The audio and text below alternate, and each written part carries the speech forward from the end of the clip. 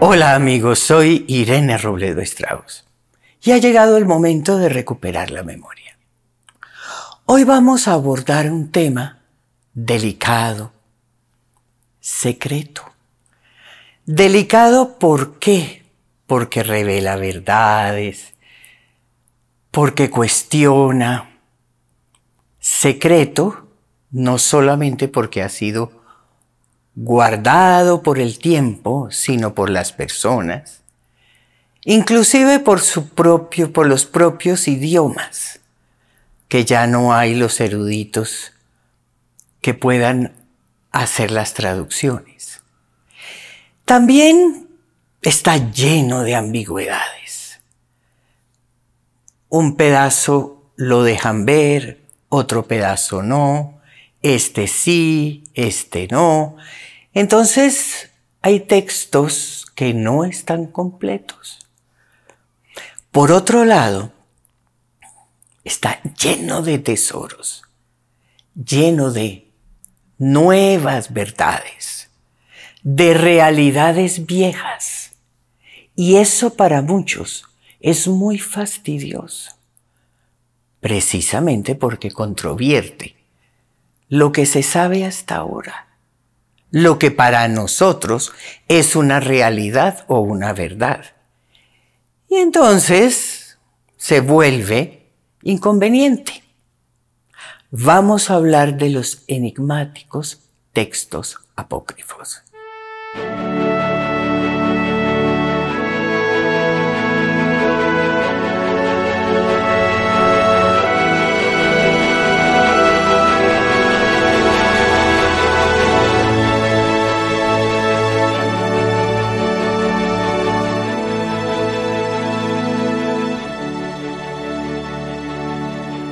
Y digo textos, ¿por qué?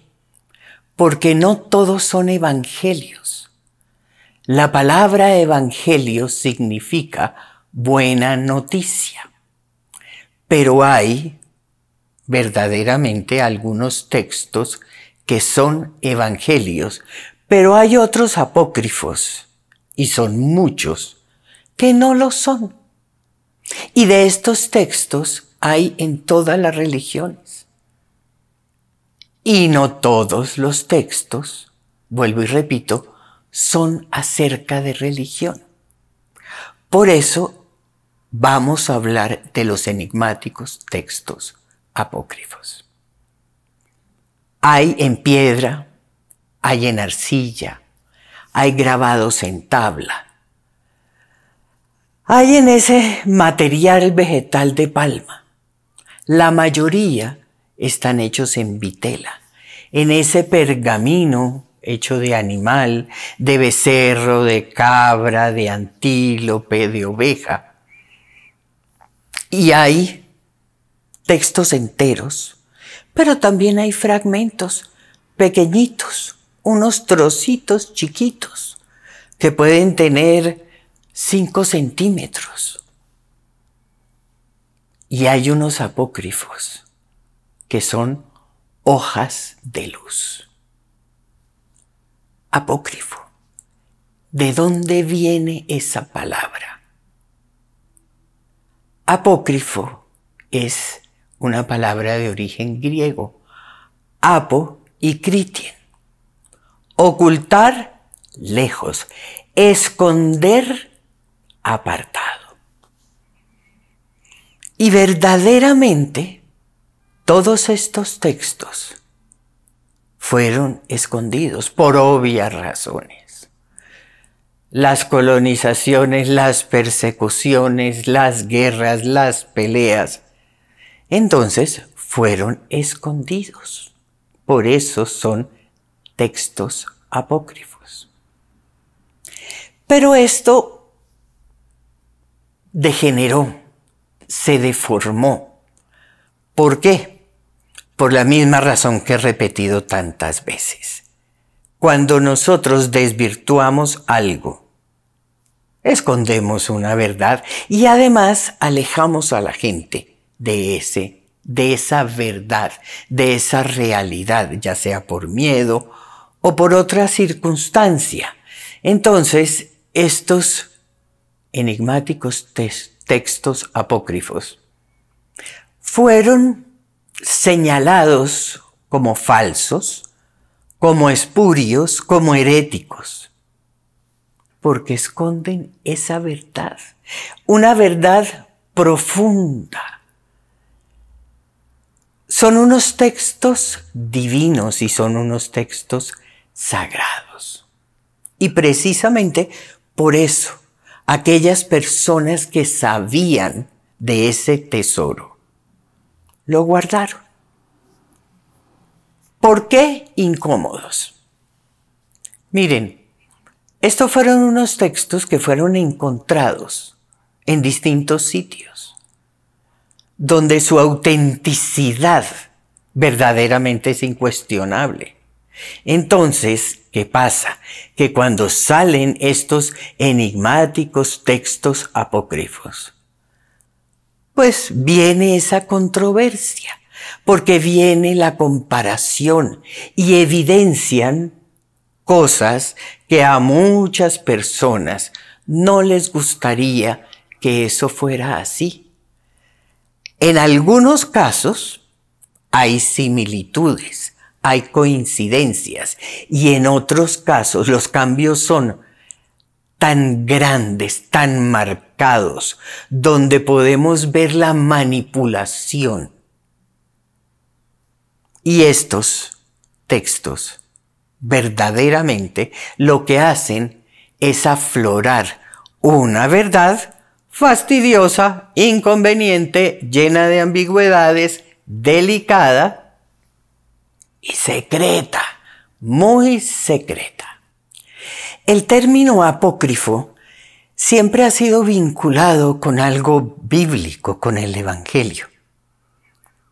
Y hay textos, eso es cierto, que son apócrifos del Nuevo y del Antiguo Testamento. Apócrifos tanto judíos como apócrifos cristianos. Comencemos por esos apócrifos judíos. Hay unos textos externos, unos textos sefarín o hitzonín, que así se les dice a estos libros externos a ese canon judío. Son unos textos secretos, verdaderamente lindos. Y curiosamente, los judíos han sido muy insistentes en prohibirlos, en desvirtuarlos, porque son muy avanzados, son sagrados, son verdaderamente hermosos, pero no para todo el mundo, o desconociendo una verdad enorme. Esos textos externos, esos textos sefarín, siempre han existido. Los textos que fueron incluidos dentro del canon y los sefarín, que son aparte, son libros externos a ese canon, que así se llaman, sefarín o hitzonín. Y es un grupo grande, grande lo de los apócrifos judíos. Estos rollos del Mar Muerto o de las cuevas de Qumran, la mayoría se encuentran en el Museo de Israel.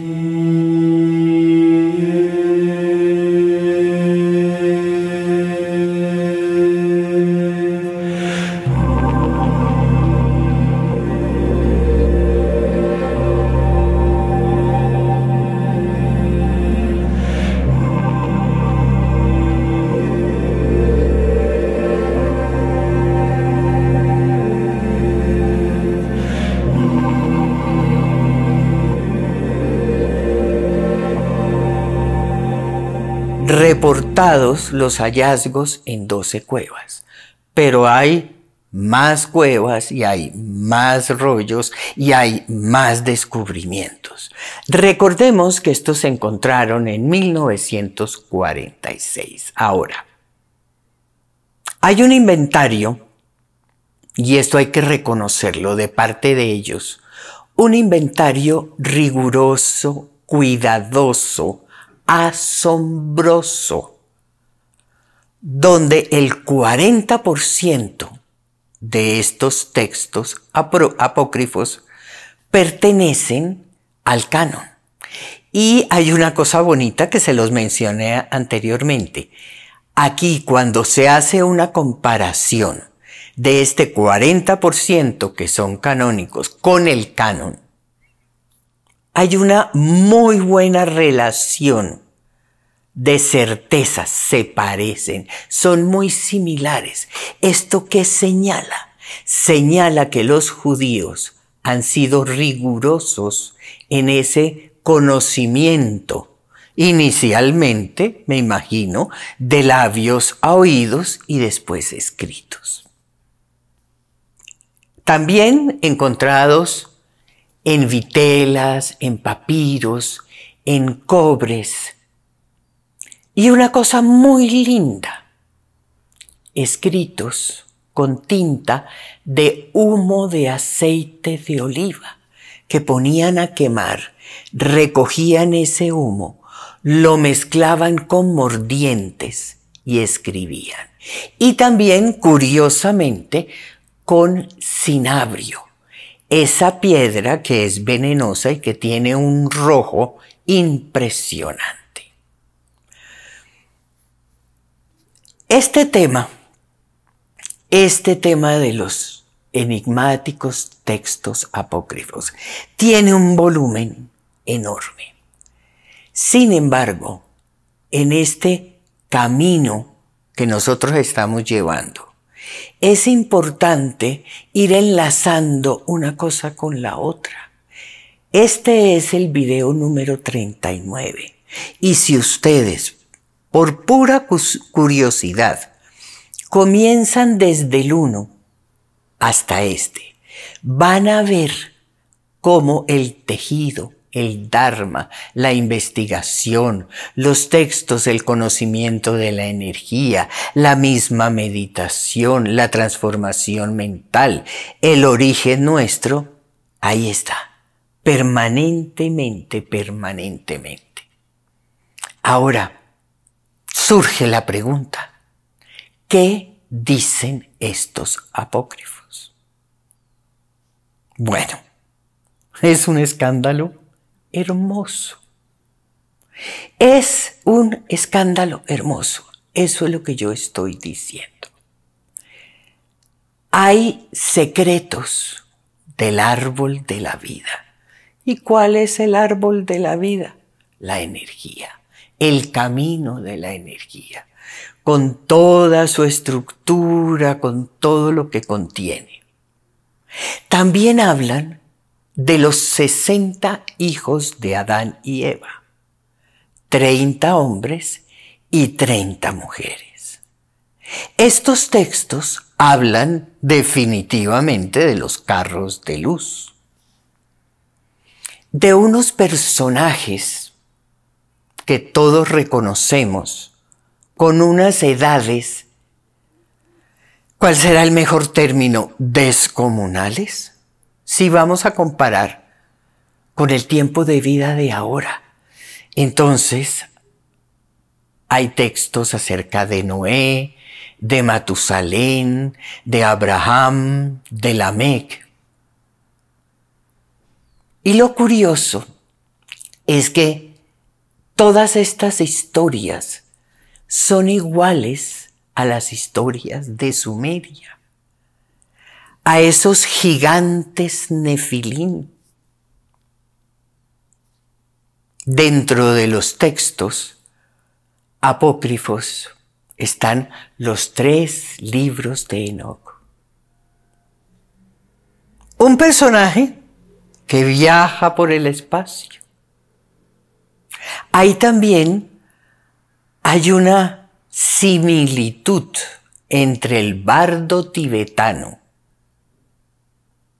con la enseñanza de ese paso del alma, y habla del bardo tibetano como un software. definitivamente las dimensiones, los extraterrestres, esa presencia de seres verdaderamente de otro mundo. Y seres enormes, con facultades prodigiosas, que además tenían varias jerarquías. Ahora vamos a hablar de los apócrifos cristianos. ¿Cuál canon? 1500 años de concilios, desde el año 200 hasta el 1700. Todo lo demás siempre ha sido considerado apócrifo. Y de varias fuentes, no solamente en este caso de Nag Hammadi. No, hay varias fuentes, hay varios textos apócrifos que siempre han existido. Hablamos hace poco de Pistisofía, que fue descubierto en el siglo XVIII, inclusive antes. Más y más y más textos. Y todo lo que no está en ese canon es considerado apócrifo.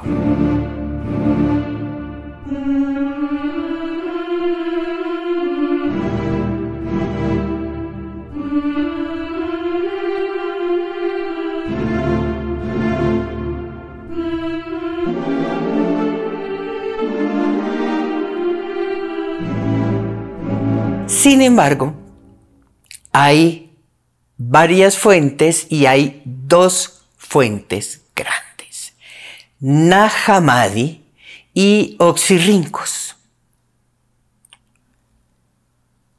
Estamos hablando de Egipto, de toda esa zona. Ahí fue donde fueron descubiertos estos textos enigmáticos. Ahora, todos sabemos, y esto ya está comprobado, que los evangelistas del Nuevo Testamento no conocieron a Jesús. Pero los que escribieron los apócrifos sí, y está comprobado. Da tristeza. A mí por lo menos me da mucha tristeza saber que hay pedazos que están en las colecciones. Hablaba ahorita de las ambigüedades, de que está la primera página, el primer pedazo, el otro no existe porque está en una colección, porque está guardado, porque lo compraron para ocultarlo, porque en los anticuarios se han vendido pedazos de apócrifos desde $40 hasta $40 millones. Aquí ha habido plata. También ha habido miedos, muchos miedos. Y sobra decir que la conveniencia también ha sido parte de esto. Ahora, así como ese canon judío fue comparado con los apócrifos canónicos, aquí ocurre lo mismo. Sin embargo, en la comparación, los cambios se evidencian, y se evidencian de una manera, no sé verdaderamente qué término emplear. Están en el Museo Copto. Una gran mayoría de ellos. Y hay, vuelvo y repito, un montonón de estos textos regados por todo el mundo. ¿Cuál es la pregunta? ¿Qué hay en estos apócrifos? ¿Qué hay en estos textos? ¿Qué hay en estos libros? La infancia de Nuestra Señora. La infancia de Jesús. Ese nacimiento. Ese señalamiento o esa verdad o esa realidad que ni Nuestra Señora María, ni nuestro Señor Jesús eran de este mundo. Los textos son verdaderamente de seres sobrenaturales. También hay Apocalipsis. Y recordemos que la palabra Apocalipsis significa anunciación. Y son varios. Y ahí también hay sabiduría secreta. Y hay un Apocalipsis interesante, por mencionar alguno, el de Pedro. Y ese Apocalipsis de Pedro muestra una confrontación mental. Lo que pasa es que en esta simbología se habla de batallas, se habla de guerras, se habla de enemigos, pero muchas veces no están hablando de una guerra material, sino esa guerra interna que nosotros los seres humanos tenemos que tener con nuestros propios defectos. El Evangelio de Nicodemo es un evangelio totalmente hermético. Y qué curioso que ese evangelio de Nicodemo es muy parecido a esos libros de Enoc, porque también habla de ese bardo tibetano.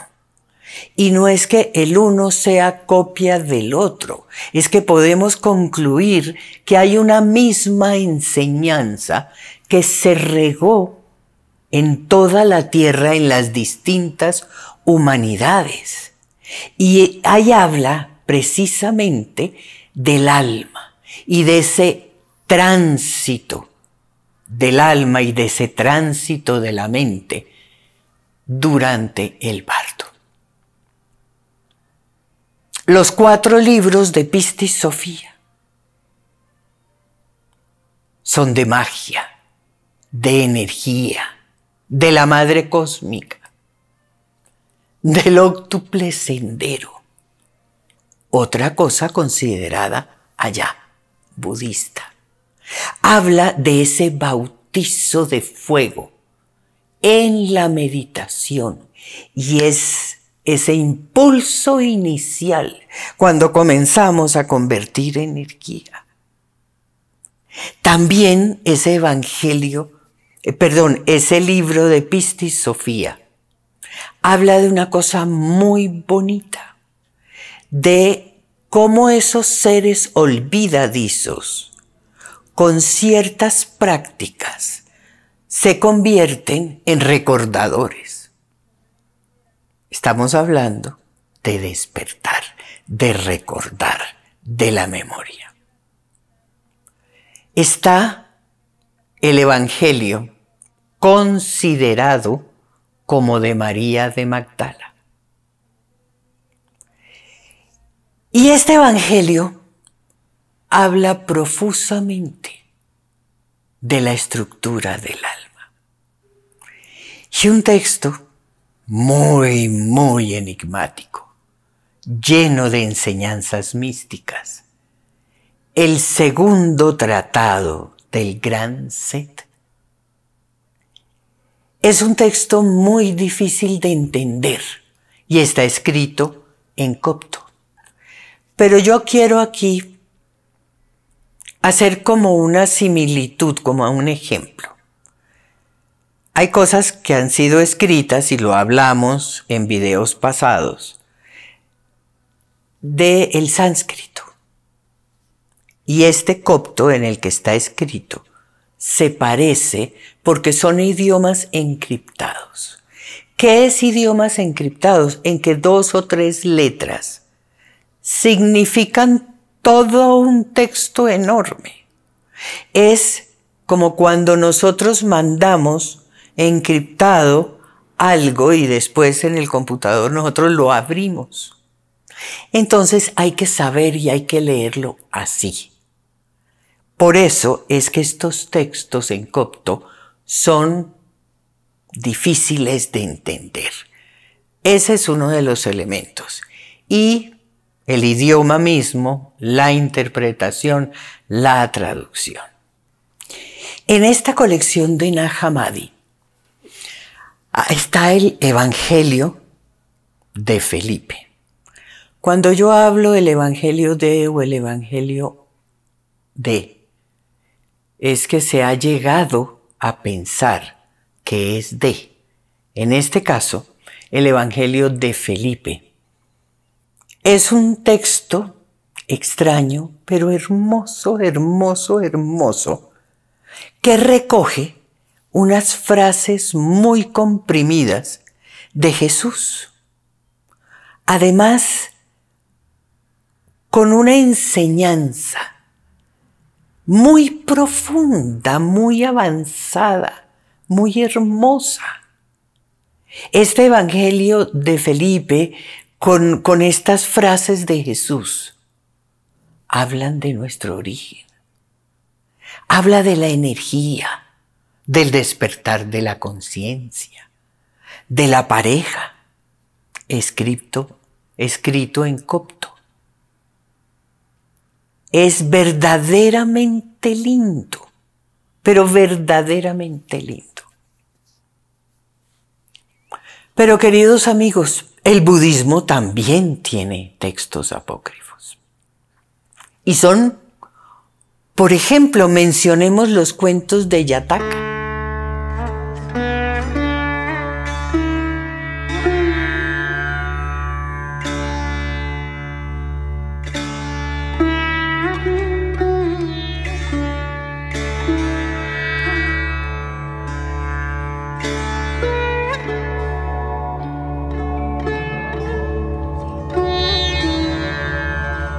Son unos cuentos hermosos, simbólicos, sagrados, con unas historias raras, con las vidas pasadas del Señor Buda. También hay. Generalmente, las religiones rechazan estos textos apócrifos. ¿Por qué? Porque son unos textos crudos, son unos textos reales, son unos textos que dicen lo que tienen que decir con las palabras que tienen que ser. Eso es por un lado. Por otro lado, por ejemplo, hay unos textos de Jesús, unos apócrifos donde hablan de unos milagros que él hizo, absolutamente asombrosos, absolutamente exóticos, por ponerles una palabra. Voy a hacer una comparación. Que Jesús multiplicó los panes y los peces. Listo. Eso es lo canónico, lo que se acepta, o lo de Lázaro. Revivió a Lázaro, mejor revivió a Lázaro.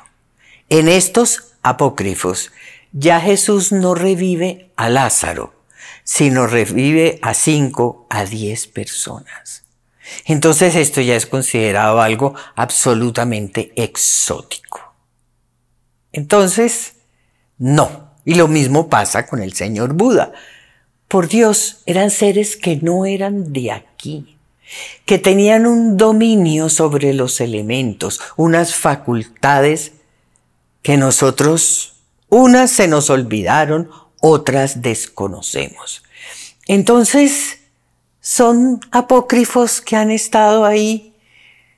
Esto no lo toquemos porque esto ya entra dentro de lo mágico, exótico, absurdo.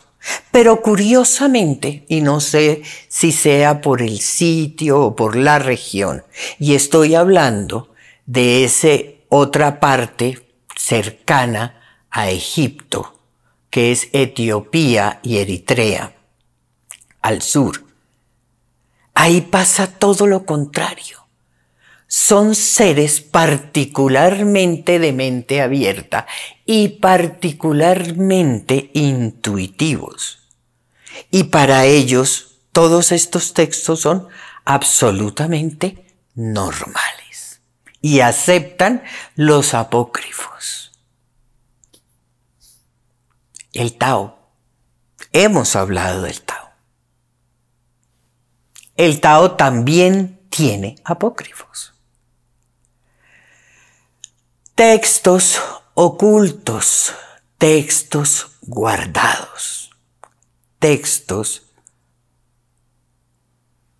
que fueron escondidos, que fueron protegidos, textos bellísimos. Y es algo increíble porque siendo el Tao lo que es, tiene esos apócrifos y son aún más raros porque son mucho más antiguos, son mucho más viejos. Estamos hablando que Qumran y Nag Hammadi, 3.000, 4.000 años.